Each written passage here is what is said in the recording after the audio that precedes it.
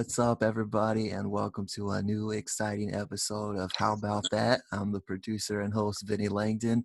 And if you want to laugh, this is the time to laugh because today on this episode, I am joined with one of the greatest comedians of all time. And no, I'm not talking about Tracy Morgan or, or, or any of those guys. We got someone a lot cooler because he actually originally hails from not too far from here and from the Bronx originally, right? What's up, That's Skip? right. What's happening, Vinny? How you been, man? Good. This is Good. comedian Skip Clark, and we met probably 6 years ago now. Time is flying by, and Quick. I remember this guy was basically stalking my Facebook, and he's like, "Dude, I want to be on your show," and I'm like, "Who is this guy?" And I looked him up on YouTube. We did an interview way back in the day, and Right. he said, "Hey, I'm gonna pick you up one day, and you're gonna go to a couple comedy shows with me," and I'm like, that doesn't sound sketchy at all. But you know what? We had a great time. We made a couple videos together, did a short film, and yeah, we're going to be talking about that here on this episode. So, I've Skip, been I've been selling that DVD for the last 5 years, man. It's time for a new one, man. It's time to upgrade. it is, it is. So Yeah. let's just jump into, for my viewers who do not know, yes, I said originally you are from the Bronx, and Right. give us your background on, your childhood. Man, Vinny, my childhood was a kid from the Bronx, growing up playing sports all the time. Wound up with a basketball scholarship to the University of Tennessee at Chattanooga in the late 70s, before you were born. Yeah, played 4 years out there in the Southern Conference, man, went to NCAA and moved to Atlanta, Georgia from Tennessee. And that's when my comedy career took off. Actually, it took off from behind the scenes. If you remember, I was a bodyguard, I was a doorman for the comedy club, I was a bodyguard for a comedian. So I learned the business from the inside out, opened up a booking agency, got on stage 16 years ago, Vinny. And here I Wow. am today, man. Yeah. Time Yeah, goes by fast. no So doubt. back in those basketball days, do the other players on your team, ever think, man, this guy's funny, you should branch into comedy, or it wasn't even a thought then? It wasn't even thought then. I had so many guys that were funnier than me that just kept me cracking up, and I had to have a quick wit with him. And here I am, man. But yeah, those guys really made me back Right. in the day. Right. And you were talking about you did some security, you did a lot of behind the scenes. And, even, I mean, whether people go to concerts and or people go see a Broadway play or something, there's always that like tiny little bit of inspiration where you're going, man, if these people could do it, so could I. And was there a specific show where you saw and you said, I could be funnier than these people? Nah, I kept it close to the vest, Vinny, man. I just started watching these comics, and when I started traveling with that comedian to doing bodyguard work, working at the comedy club in Atlanta, it was Uptown Comedy Corner, owned by comedian Earthquake. I didn't really think about comedy then, man, until I started traveling on the road with this comedian, and I got on stage in Kansas City at the Improv as a dare, an open mic, and I told a joke about the Viagra blue pill, and the rest is history, man. Yeah, Oh, that's crazy. That's yeah, crazy. yeah.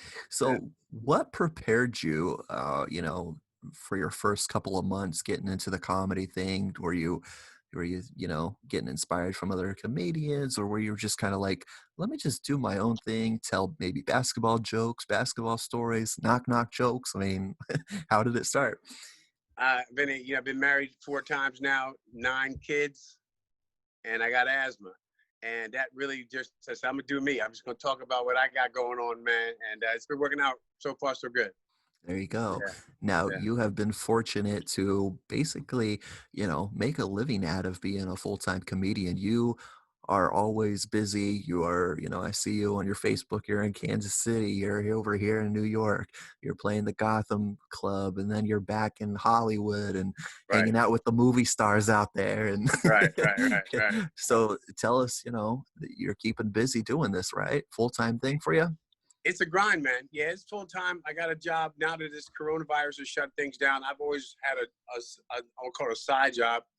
I work at a hospital here in Southern California. I'm a frontline person with security in the ER. But with this coronavirus, it's just been keeping me close to home, man. stay, close to home. I'm not really in a rush to get back out there, but it's been crazy, man. And the traveling, when I was traveling on the road, loving the places I go, I get love from everywhere, from the East Coast, West Coast, Midwest. And I'm really taking a break. I'm really looking forward to this break, man. There I you really look go. forward to it. Yeah. That is awesome. Now let's talk to us about, you've done some acting work. I called you one day and actually we were on our way to a comedy show and I said, Skip, if I write a comedy short film, you want to be my movie star? And No we did a short film. doubt. But prior to that, you did what, like a Training Day parody it before? was a, yeah, it was a Training Day parody, man. Denzel's Training Day, and we did a parody on that. I played Eva Mendes. I had a role. I played Eva Mendes, which is crazy. And if you remember the bedroom scene when Denzel was in there with Eva, and it was crazy, man. And me and you did one, man. Let's talk about the one we did, man. Right, right. So that was actually, I mean, talk about comedy and talking about being under the crunch. What we had to do, we had a 48-hour film challenge, and Right, basically we had to write the film. We had to go out and film it. I had to go back to my, home studio at the time and edit and piece it all together. And right, then about a month later, they throw it up on a big screen in front of, a crowd of, 450 people in a movie theater. And the film was called Fairy Boot Camp. And, right, I think when we first started talking about that, we were thinking about our favorite movies. And, we were just thinking about like the military. And I think you were like, hey, I have like some kind of military type of, costume I could put on. right. A shirt with some stripes on it, right, and some Right, bars, right, right, right, right, and right, we were just, like, basically ping-ponging, back and forth and going, "Oh, man, what could we do?" And I had a bunch of actors that were like, "Hey, we'll show up in fairy costumes," and I'm thinking, "Wait, what are we getting ourselves into?" And We had a basically, blast. it all came together, and, Yeah, yeah, yeah. we'll play a quick short clip of that in a bit, and, it was crazy, man, but you know what? People loved it, so I guess that's all Right, that matters, right? right.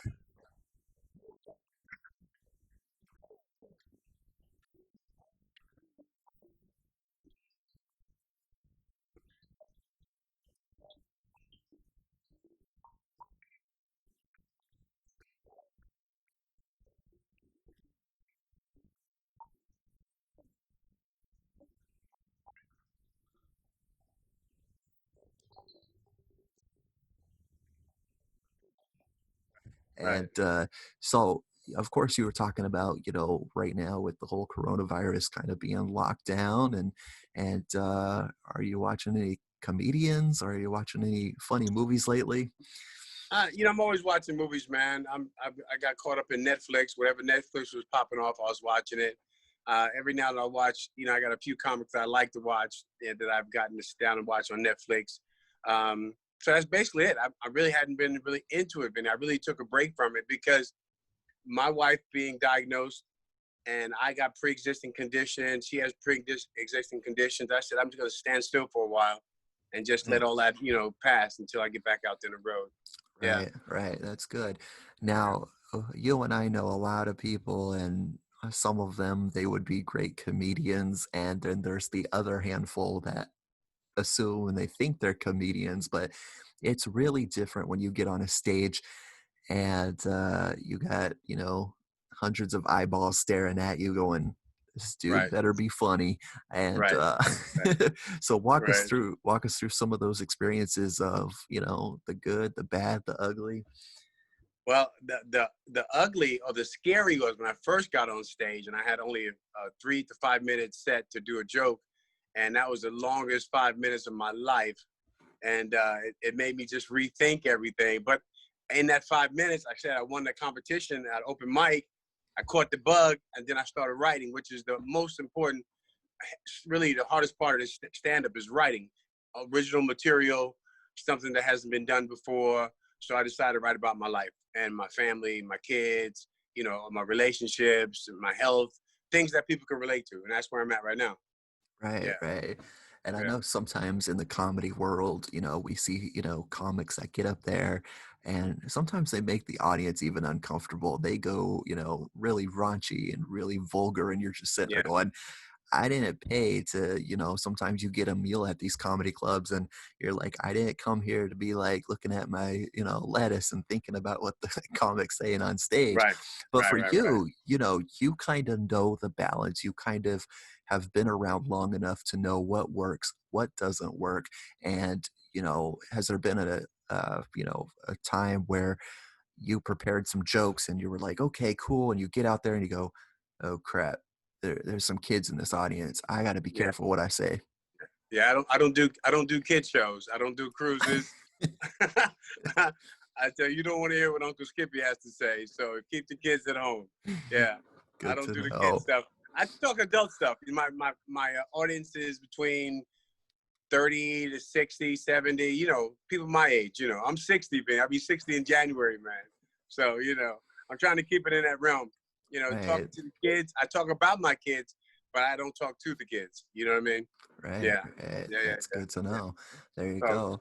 So you've done a variety, talk to us about the different elements of, comedy. There's the stand up, there's the improv nights, and what are some of the differences that, some of these venues around the country offer? well, I have an act, Vinnie. I'm a stand-up comedian. I have act. I started out with 5 minutes of material. Now I'm doing an hour, 2 hours of material. Improvisation, I dabbled in it a little bit, but that's all impromptu. It's like the guys getting around, just cracking jokes and feeding up each other. But I'm an act. I have an act, and I take that act on the road, and I add, I take away. But improv is a totally different animal. They just want you to be quick and just off the top of the head, a lot of it. So I have an act. Yeah. There you go. There you go. And some of my favorite comedians, like Dana Carvey, who is known for doing a lot of impersonations. Do you Right. throw in impersonations, or are you more of 100% Skip Clark on that stage? I'm 100%. I hadn't worked in improvisation yet, man. I hadn't worked that. I'm still trying to get my Denzel act together, you know. But no, I'm just straight. I give it to you raw. I give it to you raw. Yeah. That's pretty cool. And Yeah. what has been your favorite thing? I mean, you've met, lots of people where they said, Skip Clark, you're my favorite comedian, or I've never laughed my ass off that much until tonight, or I was going through, maybe a couple comes in and they're having some, issues and they want to Right. go out for a date night, and you're the guy who they come to hoping and expecting that, maybe their life has some laughs in it, thank God. And Right. so any special moments for you? A lot of special moments, but when guys or a lady or a man walk up to me and say this is their first time to a comedy club and they've never been to a show before and they love the show, that does me well. That's my payday right there. I talk about relationships, and if people come in, a couple comes in and have a bad relationship, when they leave there, they should be better off than when they carry them. Yeah, There yeah, you yeah. go. Well, I let's talk about relationships, man. That's where I'm at. right, right. After all those marriages, right? You have the Come on, experience. man. Come on, man. That's good though, Come on, man. man. All right, Yeah, we're gonna take a quick break here, and we're gonna show you guys a little snippet from, I believe this was 2014, comedian Skip Clark and him up on stage in San Jose, California. So right. let's take a look at this real quick. All right, ladies, if you're looking for that man that can put it down in the bedroom, I'm not that much. No. I got asthma.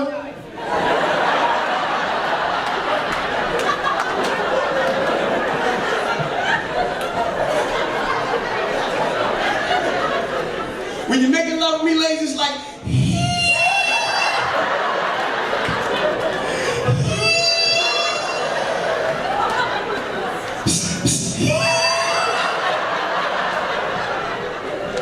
told you, girl, I got asthma.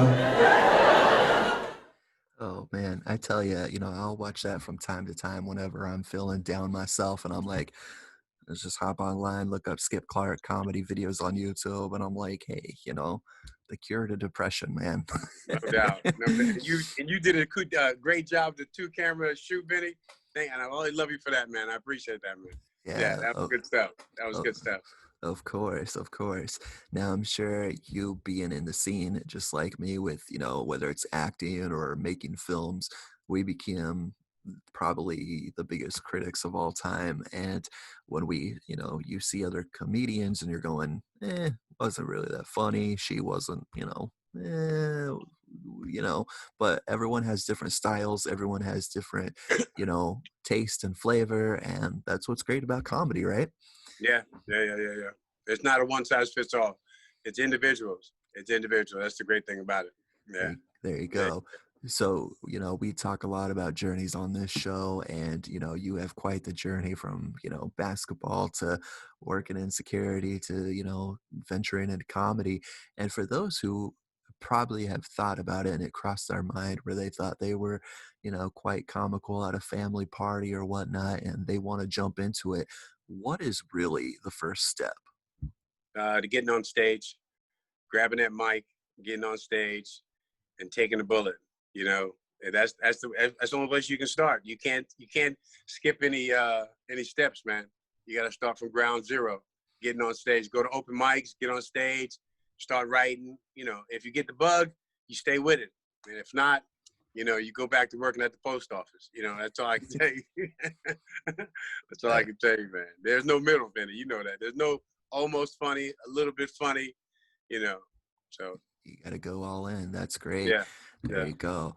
Now, some a little bit more further advice for those who are, do you recommend them to, before they get onto that stage, before they go to that first open mic, maybe, nowadays we have phones and we have video cameras, practice. I know with actors, they say, practice in front of the mirror, Right, and maybe right, send it to a friend or someone that doesn't know you quite well and see if you're right, funny first. Do a test run, right? right.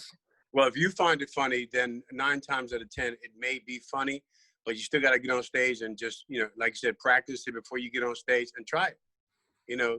Just try it. And if you get the buzz or you get the bug that you're going to do this some more, you'll be okay. You'll be Yeah. okay. I don't recommend it as a full-time employment situation right now, but you better do something else until we get back out there. Right, right. We don't want that fake laughter sound effect No, clap that we hear no, in sound effects going off. no. You know what's so funny, Vinny, man? Right before this coronavirus, I was doing a TV show. I had a TV show called Laugh My Ass Off on, was it US, America, U2 America? We shot at the Dangerfields in Manhattan on the 9th of March, and they shut down the city like around the 13th or the 14th, man. So Sure. we were there. We were there right when it went down. It was Okay. crazy. And the world has changed ever since, man. It has. It has. Now let's Yeah. talk about the other side of a heavier topic here. Let's talk about when people get offended because I mean we live in this world now where you can say bananas and someone will get offended. Right. Has there been a story with you or have you witnessed you go to a comedy show and go, hey, that ain't cool, that's not cool, you don't talk about that or this or that? Nah, Vinny, you know what? There's nothing, no topic we can't talk about as long as we make it funny.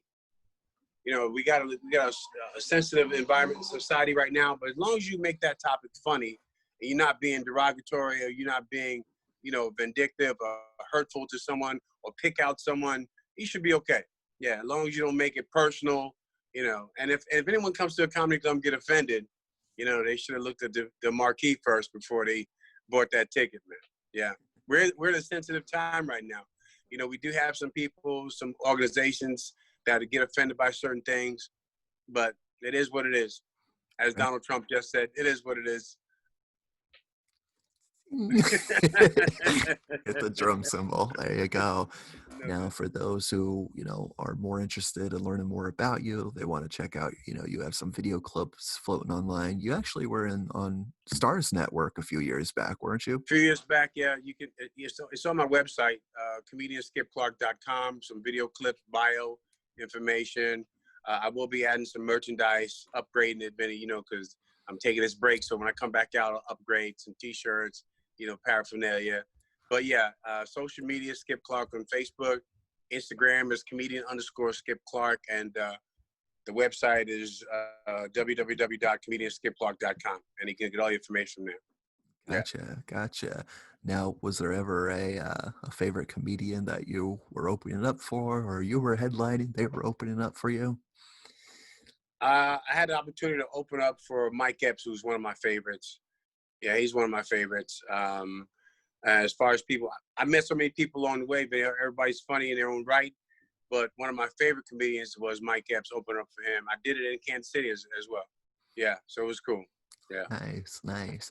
Now we talk about, there is the fun part about doing comedy. I know a lot of people that just go and do it for fun, and then there's the business side of it too, where you're fortunate you have your wife along your side and helping you out, and you have a team. You got your website established. You got some video clips rolling of you, and there's that difference kind of the business side of it where you're going, hey, am I going to make it from Kansas City to New York? And you want to be professional. You don't want to just be like, hey, I'm just going to show up and, they're going to throw me up in a hotel. This is cool, living the life. You got to treat it professional and as a business, right? It's a business, Vinny. It's no joke. It's a business. It's serious business, and they want you to be professional. When you get to the club, make sure you date, that you keep the date, you're on time. You're respectful to the staff, which is very important. If the staff doesn't love you, wait staff, I'm talking about wait staff, cooks, if they don't like you, if you give them a hard time, it get back to management and you're not a good fit for the club. So it's business. It's all business. Yeah. Just on stage stuff is the easy part, really is. But the business end of it, developing relationships, being able to get booked back at a club. I've been fortunate enough to always be able to go back to a place where I've worked before several times, and that's a good relationship. There you go. Yeah. Now, let's real quick, we'll finish it up. You have children, most of them are grown, and what do they think about having a comedian dad? Oh, they love it, man. From the top to my oldest to my youngest, they love the concept. They love the money I make. So if I can bring some of it home, they're very, very supportive. And I got a funny family, man. I get a lot of jokes, a lot of my material talking about my kids. So they're real supportive. Yeah, they're real supportive. They're proud of me, and I'm happy for that. Right. It's a journey, like we said, man. So that's Yeah, great. Well, yeah. once again, Skip, it was great to have you on the show. If people want to find out, hopefully more of your dates, are you planning on doing these like virtual comedy shows, or that's not really your thing? Nah, I'm not feeling it, and it just doesn't sit well, man. Because we need as comics, we need that interaction with the audience. We need that feedback. And for me right now, I've been offered to do some video Zoom comedy stuff. I'm still doing commercials. I got an agent out here in LA that I do commercials, so I'm doing a lot of auditions. Sorry to lose you. Yeah, I'm doing a lot of auditions, and but no virtual stuff right now, man. I need to feed off that audience, man. So That's awesome. Well, yeah, Skip, good chatting with you, man. And we'll have to do another video once this is all done and over with. I'm And looking forward to it. all right, man. We'll see you guys on another episode of How About That? I'm Vinny. This is my friend Skip. And we'll see you guys soon. Peace, Vinny. Thank you, man.